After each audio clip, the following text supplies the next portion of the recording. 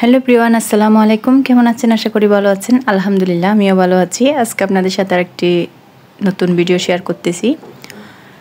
এখানে এটা আমি ইফতারের আগে রান্নাগুলো করে নিচ্ছি। এখানে প্রথমে পেঁয়াজ দিয়ে দিলাম। পেঁয়াজগুলো আমি 2 দিন আগে ডিপ ফ্রিজে রেখে দিয়েছি বক্সে করে। তো মনে করেছি পেঁয়াজগুলো ভালো থাকবে না, দেখতেছি একদম সফট হয়ে গিয়েছে, কিন্তু কোনো গন্ধ নেই। তো আমি পেঁয়াজগুলো দিয়ে এখানে পরিমাণ মতো হলুদ, মরিচ, লবণ এগুলা দিয়ে ছোটো মাছগুলো রান্না করতেছি। সবই অল্প অল্প করে রান্না করতেছি। রমজান যেহেতু বেশি তো আসলে খাওয়া যায় না, ইফতার করার পরে আর খাওয়ার তেমন ভালো লাগে না। তো এখন আমার মাছটা রান্না করা হয়ে গিয়েছে। আমি ধনেপাতা দিয়ে এখন মাছটা নিয়ে নেব। মাছটা নামিয়ে নেওয়ার পরে এখন আমি এই মাছগুলো ফ্রাই করব। হলুদ, মরিচ, লবণ এগুলো দিয়ে আমি মাছটা পাশের চুলায় ফ্রাই করে নিয়েছি। এখন আরেকটা ফ্রাই প্যানে দিয়ে একটু তেলের পরিমাণ একটু বাড়িয়ে দিয়ে আর পেঁয়াজও একটু বেশি করে দেব। একদম বোনা বোনা করে মাছটা রান্না করলে আসলে খেতে অনেক ভালো লাগে। বাচ্চারা খায়, তো আমরাও খাই। এমনি ওদের জন্য চিকেন করব। এখানে আমি পরিমাণ মতো হলুদ, লবণ, মরিচ এগুলা দিয়ে একদম ভালো করে কষিয়ে টমেটো দিয়ে দিলাম আর 2-3টা কাঁচামরিচ। এগুলা কষানো শেষ। আমার ফ্রাই করা মাছগুলো আমি এখানে দিয়ে দিচ্ছি। এই তো আসলে মাছগুলো এইভাবে রান্না করলে অনেক ভালো লাগে খেতে।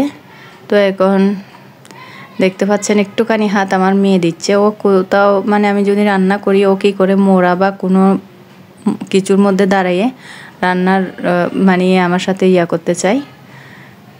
এই তো এখানে আমি ভাজি করার জন্য পরিমাণ মতো লবণ, হলুদ আর কাঁচামরিচ ফালি করে দিয়েছি।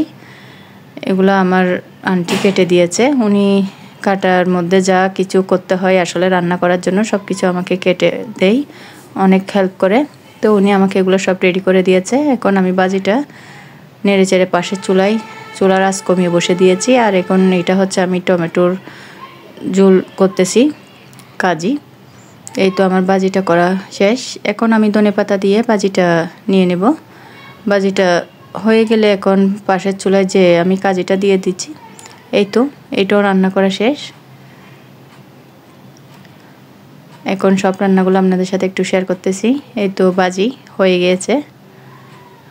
আর এটা আমি যে মাছটা রান্না করেছি সেটা, আর এটা ফ্রাই করে যে মাছটা রান্না করেছি সেটা। এখন রান্না শেষ। এটা এখন 4টা বাজতেছে। আমি এখন আমি রুটি করতেছি। রুটিটা আসলে ইফতারিতে আজকে হবে রুটি আর আলু ভাজি করব। আর বাচ্চাদের জন্য ডাল, চিকেন এগুলো থাকবে।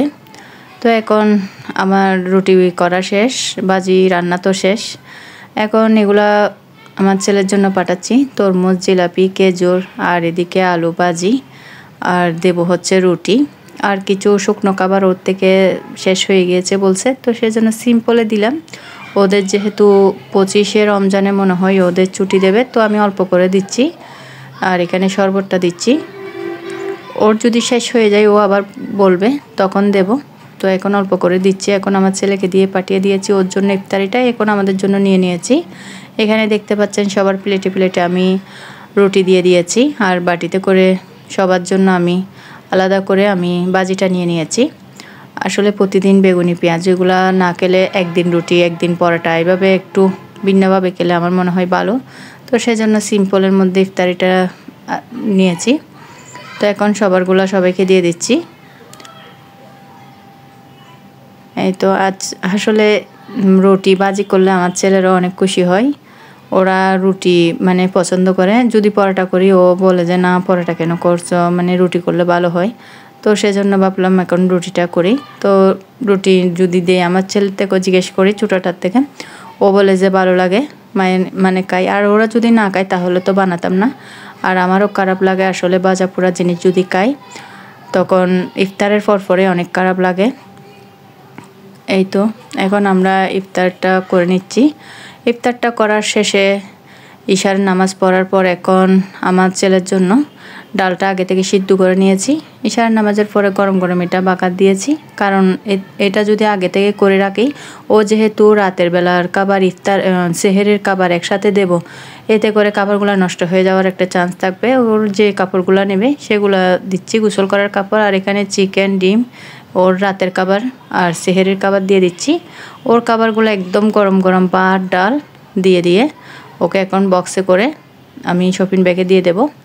আজ সেই পর্যন্ত, আল্লাহ হাফেজ, আসসালামু আলাইকুম।